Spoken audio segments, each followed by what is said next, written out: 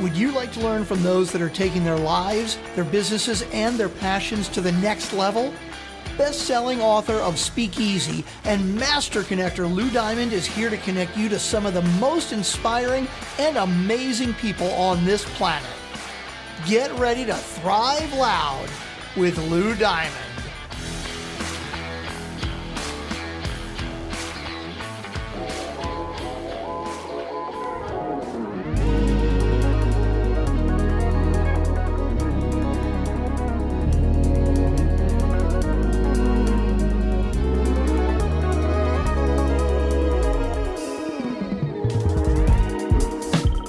Welcome, everyone, to another spectacular episode of Thrive Loud with Lou Diamond, connecting you to the most inspiring and amazing people that are thriving each and every day.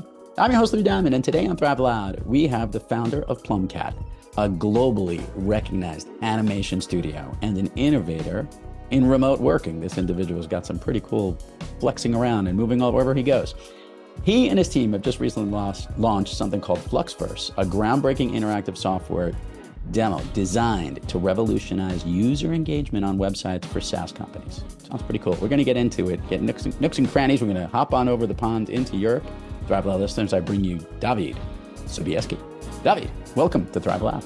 Hi, Lou. Thanks for the nice introduction. Okay. So you got a cool little story here. I want to do a little rewind. I don't want to go all the way back to the very, very beginning. I want to go to the point that understand that this became your passion and the thing that you wanted to work on. You mean animation in this sense, right? Or the work you're doing now, yeah. Yeah, right. So the story is quite interesting, though, because my initially not connected at all with animation. So I'm a master of law. I graduated law degree in university in Poland. Mm-hmm. But soon enough, I realized this career is definitely not the way to go. There were two factors that determined my choice or what to pursue. Firstly, already during my studies, so I took this degree from very pragmatic and practical reasons. I grew up in the 90s in Poland, which was like the poorest country back then, in the post-Soviet world, where we just entered the free market back then. So when I entered the higher education, the unemployment rates in Poland were really high, 20%. Poland right now is an absolutely amazing country. It's super innovative. It's like every year I go, I'm amazed how great it is. It's one of the best cities in Europe now. Warsaw, one of the best cities in Europe. Poland, really, really highly developed country. But back then it was like absolute disaster. It was total chaos. And because of this soaring unemployment rates, I decided I have to be really pragmatic about my education. So I thought law degree would be a good choice. It was just early days of digital marketing. So Facebook was just becoming a thing. Mm-hmm. So there was definitely not an option to pursue anything like that. So this is the backstory of the choice. But already during the university, the master degree is 5 years. You cannot break it.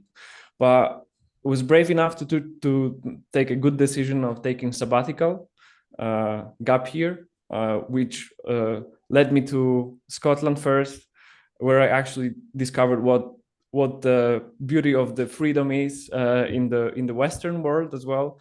More developed countries. Back in Poland, when I left, the only foreign food was like kebab, Middle Eastern cuisine. So sushi I had never heard of before.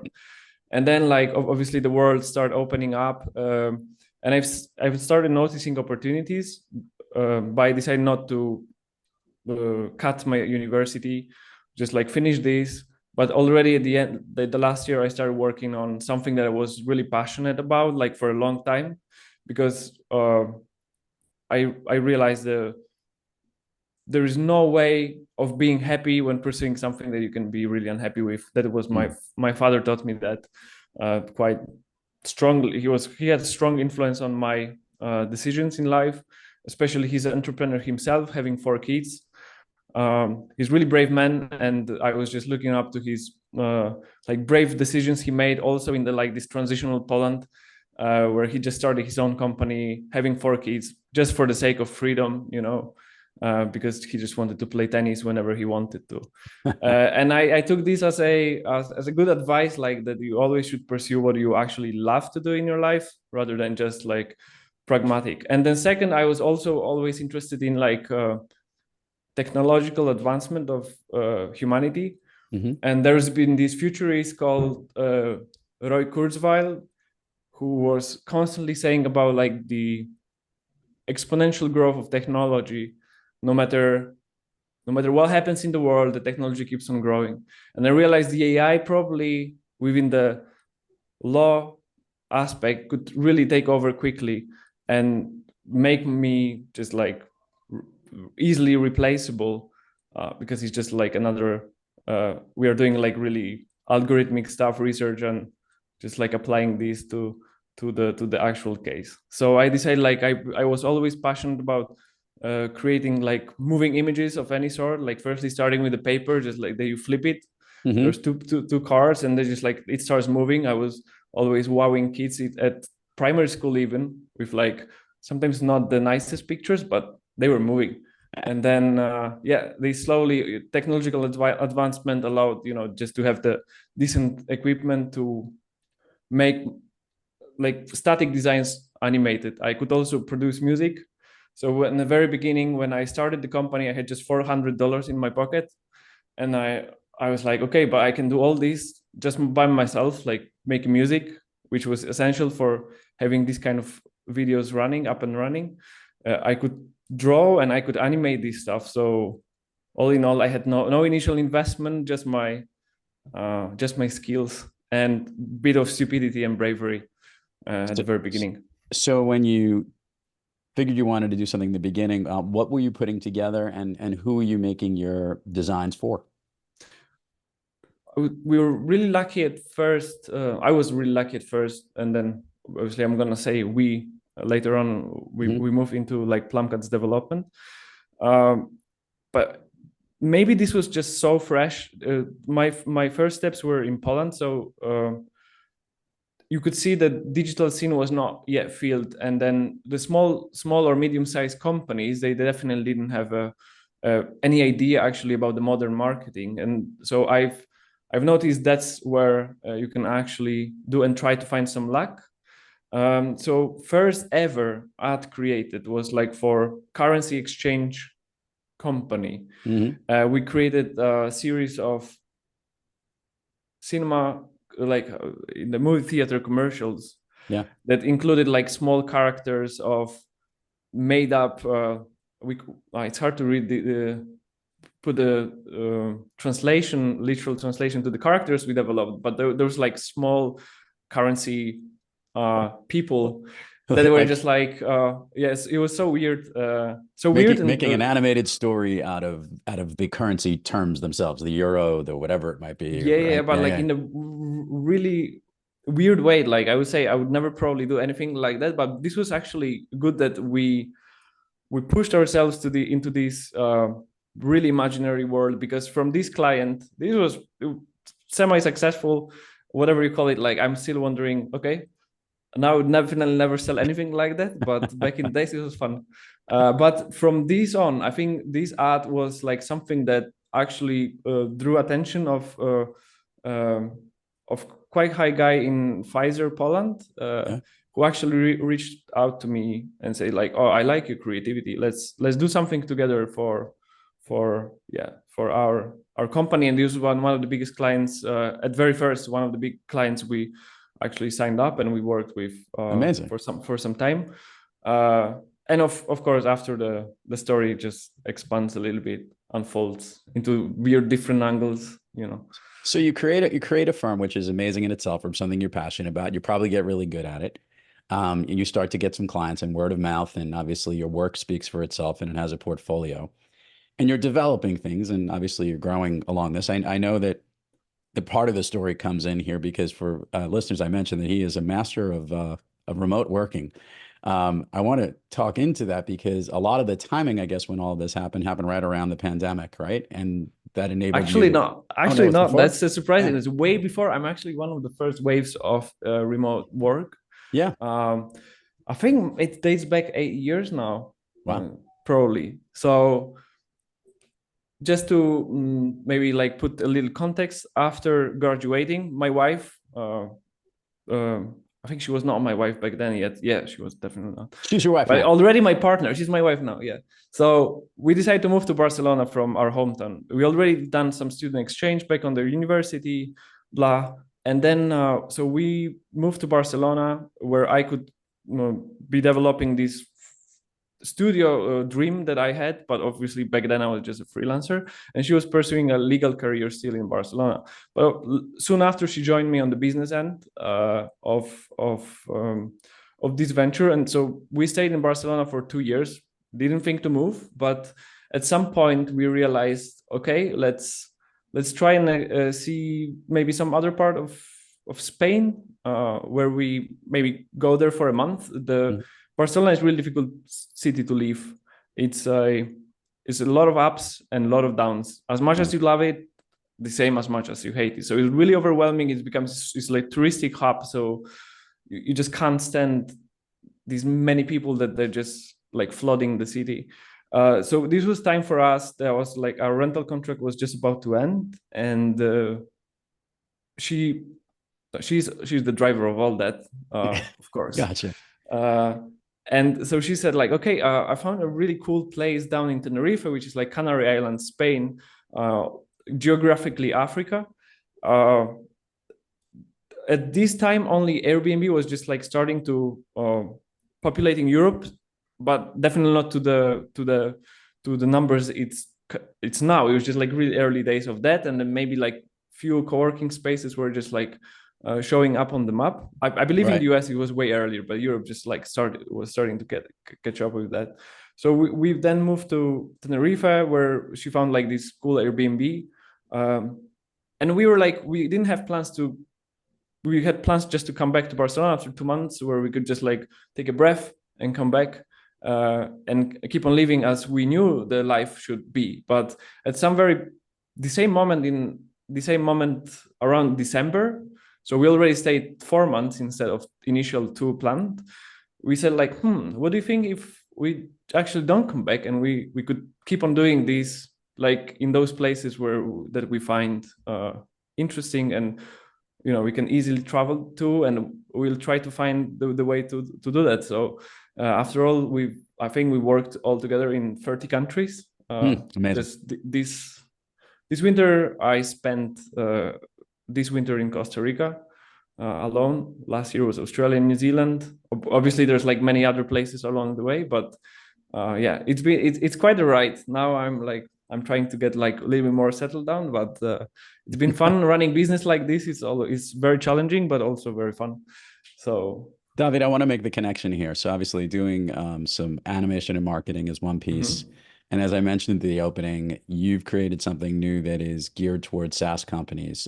Talk a little bit about what FlexVerse is and how you bridge the work that you're doing and how that marries over into FlexVerse. Right. Thanks. That's actually interesting bridge. And sorry if I'm quite digressive myself. So it's all good. Yeah. So basically, so we were doing animations for a long time now. We are quite successful over there on this field. But obviously, current market is changing so rapidly that even universities, they do change their program during the studies already. Like, so if you go sign up for whatever, they will just change the program of your studies meanwhile, because the world just is fast paced. So we realized a few trends out there within animation world as well, with AI appraisal, if I can call it that. And there's been always in myself, there was always passion to explore like some new ways to introduce animation to the public. So standard animation is like something where you are rather a passive viewer, and you just like commit to the story we are trying to tell. And obviously the story we're trying to tell can be engaging, fascinating, but people's attention span, no matter how hard you try, they will always swipe at some point. And this made me thinking like, how to integrate interactivity into this, like just for the context, we work closely really now with tech and SaaS companies with our animation productions.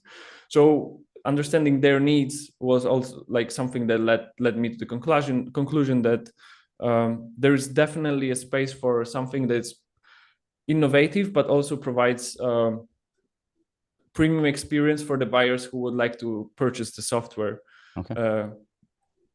Software demos currently, when you go to any tech company website, I'm not saying it's bad. It's quite interesting. It converts a lot, but those are like simple screencasts grabbed from the how software looks. So the UI is like, it's quite overwhelming for the user. So you can go through that. You can try and check all the options they have. They will guide you even through that.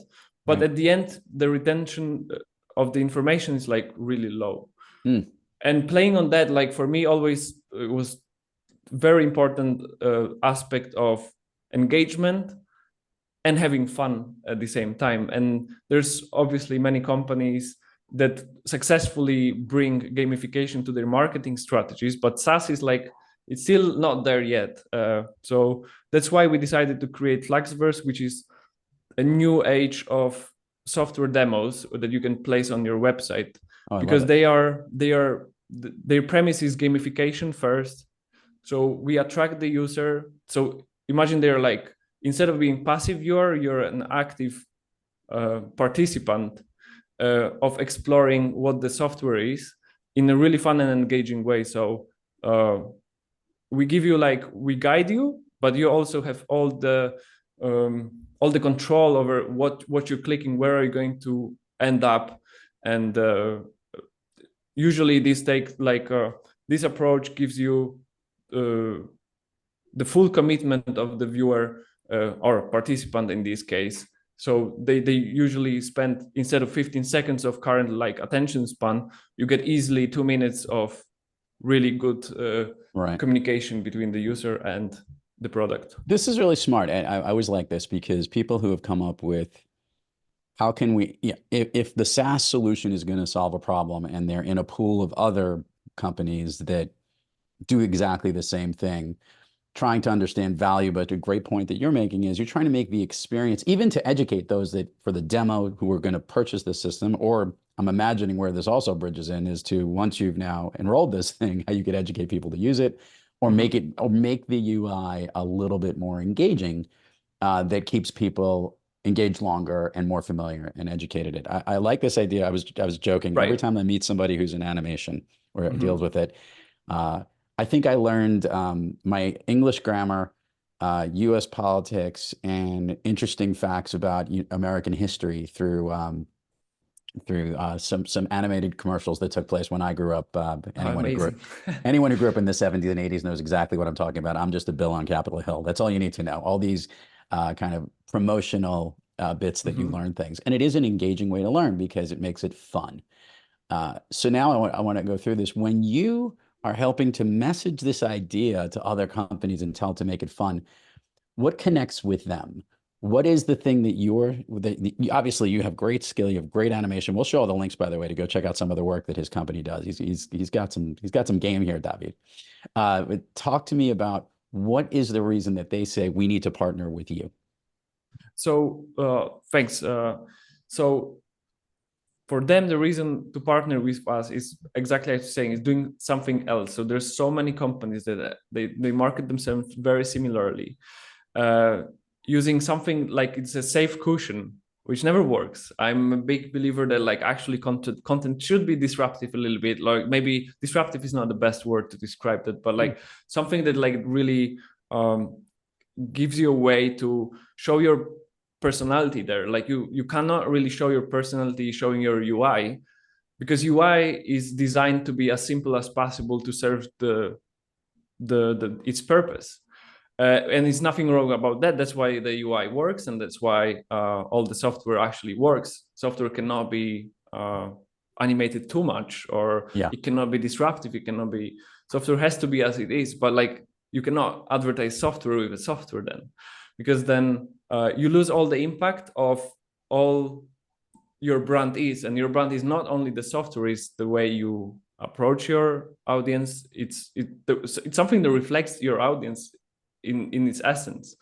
So we are giving you the tool that actually is a reflection of your audience needs and desires that cannot be fully fulfilled as a, like, they would definitely use the software and feel accomplished, and that's they will meet their goals. But also when seeing your software, they also need to be connected on these okay, I really resonate with this brand, so we can tell your story in the way that it definitely shows who you are as a company and why you care about your users. You don't care, like, so there's this thing that you all, like, there's this bias that people think that the target audience knows what we are trying to do, to be, to sell, and it's so not true. It's like the true lies where it meets, where creators of the technology and its users meet somewhere in the middle, over there, of course, with a little bit going towards the user. But like I hope it answers the question. Yeah, no, you definitely. But there's also there's tons of features, of course, that differentiate us on the less on the aspect that is more tangible. So saying we are mobile friendly. So most of the software demos, they just showcase the actual desktop screen. For us, is we design the experience. So it doesn't matter even if you only have a desktop version of your software, people still do scroll on mobile, and we can redesign your software just to put it on the proper on the mobile version, and have users experience, because they experience not the software, but they experience more how the software, what it does to you, what kind of problems it solves. Gotcha. Dawid, I want to ask this question, which I love to ask guests on the show. Entrepreneurial spirit from watching from your dad, making the move at a young age in the middle of your legal profession, and obviously creating a business and products that people need, and you're thriving, which is great stuff. You know, we all have those days when we're a little off our game and we're not quite kicking on all cylinders, where there's too many tourists running through the city of Barcelona, or there's too many things that are making your game not nice. When you have trouble thriving, Dawid, what practice do you seek, or maybe what individual do you seek out to get yourself back on the thriving track? Oh, that's a fantastic question. So my lifestyle is it's very, I wouldn't say it's very untypical, just because I'm still on this remote professional basis. So currently I live in the small town of Bansko, Bulgaria, which is the hub for professional work, remote professionals. That's how you call it. It's absolutely fantastic environment of people over here from all over the world. I think close to 1,000 people from all over the world running their own ventures in this small remote Bulgarian town, which is also so close to nature. Which is right over here, we have very high, 9,000 feet mountain range, right? I just leave my apartment and I'm there. So if I'm ever down and I need to put myself into perspective, there's it's not a coincidence I chose this place for more permanent base, because this is some connection to nature and being close to stuff that I like to do, which is mountain biking, playing tennis, hiking, snowboarding in winter. It really brings me the perspective I need when in doubt. So that's something that really puts me back there. And also proximity of people who are like-minded, which is very unusual. Normally in the big city, it takes some time. Of course, it's much higher chance of meeting really successful people in the city, but also it's also it consumes a lot of energy. Whereas here, all these people are really gathered in one place. We are 5 minutes away from each other kind of. So we can, if I have some problems, we do have like mastermind groups over here that you can just like bring on your problem, current problem, existing problem, and then like you have all the people that can help you out here, because they're more or less on the same level. Like there are of course people who are on a higher level, lower level, but everyone brings each other to their best. So awesome. Let's do the admin part of the show. Dawid, share with the listeners all the places people can learn about you, your company, social media websites, and other things you have going on right now so they can learn how to connect with you. Right. So I highly encourage everyone to check on our websites, because I think they're the most prominent examples of what we are and what we do, where you can check our work. So first is plumcatstudio.com. This is our animation studio company that we are building like animation, like expert animation services for businesses, specifically tech and SaaS companies.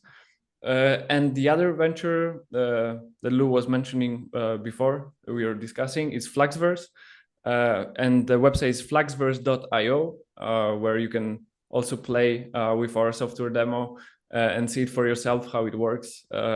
Obviously, both websites have links to our social medias where you can also track us down. Yes, and awesome. if you would like to connect with us, please use the code, special code Thrive Loud, where you will get like 10% discount on your first purchase. Awesome. I love it. And by the way, you guys got to go check out the animation. There's a very unique style in there. Almost for those who are into animated art or videos, it's not only high quality, it's really professional and could be good for your brand. So check it out. For those who are in this market, go click on the links. We'll have it here on the landing page here for the episode. Dawid, are you ready to go down Fun Street with me here? You sound like you're having fun all the time. You're snowboarding, hiking in nature, you know. Of course. Is a surprise aspect is also brings adrenaline up, so why not? Exactly. All right. Share with the listeners what you shared with me are a few of your favorite movies. You listed a couple of them for me, if you remember. I think I do remember, though. It's been for a long time. I'm a big fan of interstellar adventures, and hence Interstellar was it was this movie that really touched the essence of myself. Especially, I'm a big sci-fi fan, but like more on the hard sci-fi, where the science actually kicks in and proves its point. So when I have problems falling asleep, I always try to put myself into perspective, and I try to zoom out from the Earth, knowing the distance. It's this massive distance trying to get to the moon. By halfway, probably I'm already like long gone and asleep. And Interstellar was like definitely it was definitely the movie that changed. So also I was trying to imagine this outer space, but Christopher Nolan was just like, he proved his point, and a cinematic experience. But now since this year, the favorite movie definitely is Dune. Like 2. Dune 2. It was excellent. For the visual experience, for 3 hours of absolute ride, it was absolutely worth it. Awesome. That's how cinema should be done. Agreed on that. We can't be coming back to 90s where obviously all the good movies were also made, but like the cinema now should be these thousands of people involved in this massive venture that brings you the ride of 3 hours where you don't even know that 3 hours just passed. Dawid, let's do the speed round here. This is what we call the Speakeasy Fun Street, where I ask you questions. All these things are the right answers. We're stopping by all the favorite places that relate the most to you. So here we go. Of late, a song that you love to listen to or one that pumps you up. Ooh, nice. Corto Alto by. Who's this? What is Corto Alto. That's like it's a band from Glasgow, of Scotland. Okay. It's absolutely fantastic future jazz band, which I'm the biggest fan of. So anytime I turn on my podcast, my Spotify, that's where it is. Their album goes first always. Corto.alto. Favorite food that's not a dessert. Ooh, hold on. I gotta think about that. Recently, I love food. It's just it's just too many. Pick So one. I could go Middle Eastern, from Ottolenghi. That would be the veal kofta. Okay, that's heavy stuff. And a favorite dessert. Oh, you got me here. For a long time, it was pastéis de nata. It's Portuguese pastry with a cream inside. But just recently on my birthday, my wife made me something like on the premise of that, because she knows I like it. So she leveled it up. Can't tell you how it was, what she called it, but that was definitely my favorite dessert. No. An activity you wish you did more of. Surfing. Okay. An activity you wish you did less of. Working. A new activity, one you recently tried, you like so much you want to tell everybody else to try. Oh, that's easy. Thanks. Sorry, I was hesitating for a second, but I was snowboarding this year. Okay. Yes. Snowboard. If I could snap my fingers and Dawid Sobieski can be anywhere in the world, and he's been a lot of places. Obviously, New Zealand, and this would be the Fjordland. It's absolutely magnificent place. Dawid Sobieski, everybody check it out. Plumcat, FlexVerse, all the links here. Hey man, continued success to you. Keep being entrepreneurial and creative. Everybody go check out all this stuff that he's got here. Amazing content, amazing stuff. It might be fitting for your business. Thanks for coming on the program. Thanks, Lou. Thank you, everyone. Thanks for listening. You got it. To all our listeners out there, thank you for joining us. Until next time, keep moving onward and upward. And remember, be brief, be bright, be gone.